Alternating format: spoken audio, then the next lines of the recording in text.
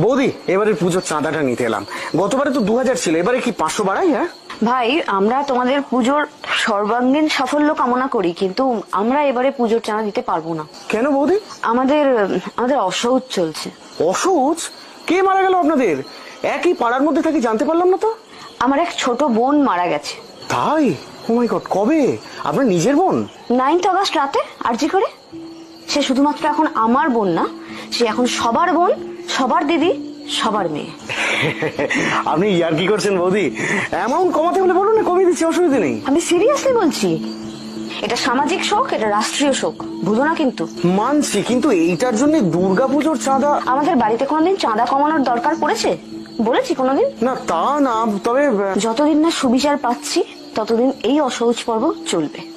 আর পুজোর আগে যদি আমরা সুবিচার পেয়ে যাই, তাহলে এই চাঁদার দ্বিগুণ টাকা